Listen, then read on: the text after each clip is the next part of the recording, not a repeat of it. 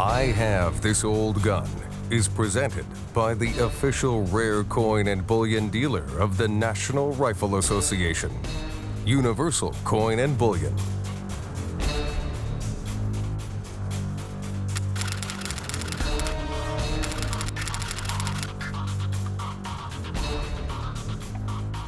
If your closest neighbor is North Korea, you're going to need a good infantry rifle. Thankfully, the guys at Daewoo actually sent some of the semi-automatic only versions into the United States. There was this era, a bygone era, of semi-automatic magazine-fed rifles that came into the United States from other countries in the 1980s. The 80s, before import restrictions went into place, before other types of restrictions were introduced into semi-automatic firearms in the United States, the 80s really provided this unique period when modern designs were available to the shooting public in a way that they really haven't been since then. Among those, I find one particularly interesting, and that's the model that was made by Daewoo Precision Industries of South Korea. The Republic of Korea in the 1970s indicated a need to develop its own independent firearms manufacturing capability. They had been buying surplus firearms from the United States. In fact, they had indeed relied on firearms that were donated by the United States as a part of the American extension of asymmetrical opposition to the Cold War. So the U.S. government had given a large number of M1 Garand rifles, M1 carbines to the South Koreans, machine guns, and other weapons to the South Koreans. Then in the 1970s, we were beginning to sell them M16A1 rifles. They recognized that it was probably important to develop their own rifles, so they began to develop one. They looked at a great many guns. They liked the American M16, mostly. They also had looked at the AR-18, the piston-operated gas system. They liked. They also liked the AR-18's dual recoil springs. And so they concocted a couple of home-brewed designs. They ultimately adopt it and then produce a commercial semi-automatic that they can export to the United States. And this exportable commercial semi-auto ultimately becomes the Daewoo K2.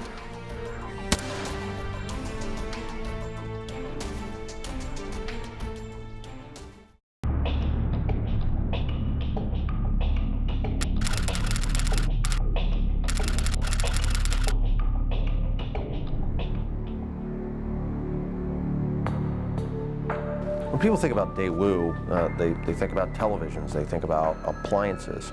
But Daewoo is a huge manufacturing entity in South Korea. And South Korea is a country that needs to take small arms pretty seriously. After all, they're next to North Korea. And so when South Korea developed its own indigenous rifle for its military forces, they came up with the K1 and then the K2.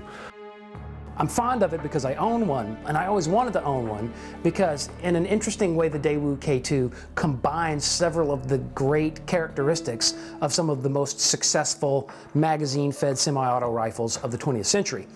For instance, you have a firearm that makes extensive use of aircraft-grade aluminum in the upper receiver and the lower receiver, kind of like the M16 family of rifles. You then have a gas system that is almost carried directly over from the AK.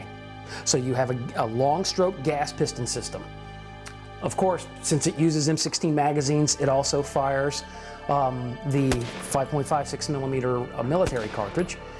In addition to that, in addition to using M16 magazines, in addition to having an AK-47 long stroke gas piston system, it also used an FN-FAL type of gas regulator, something that the AK doesn't have, but something that the FAL did. So you get, in an interesting way, a combination of M16, FAL, AK-47, all blended uniquely into this one outstanding little firearm. The result of changing legislation beginning in the late 1980s and occurring then in the 1990s was such that the Daewoo K2 changed its appearance and changed its name. It ultimately evolved into this creature that had a thumb hole stock. They installed it with a pinned and fully enclosed muzzle device, and you ended up with a rifle that gave you basically the same thing. importation of Daewoo firearms into the United States has been sporadic. They were brought in by KBI, they were brought in by Nationwide. And here's an interesting thing, when it comes to this rifle, it was actually briefly imported, or at least marketed, by Kimber. The Kimber-imported guns are known as the DR-200 and the DR-300. Some of them had the whole stock, some of them didn't. Interestingly enough, Kimber talked the South Koreans into chambering the gun in 7.62 by 39, which was then becoming a very popular caliber. In every respect, it mirrors all of these changes that were taking place in military small arms during the latter stages of the 20th century. And in an interesting way, it shows you how the Koreans kind of learned a little bit from everybody. And for a very brief window of time, these great rifles came into the United States in the condition that the Koreans kind of envisioned them. I Have This Old Gun, brought to you by Universal Coin and Bullion, the official rare coin and bullion dealer of the National Rifle Association. Visit us online for other I Have This Old Gun videos at AmericanRifleman.org.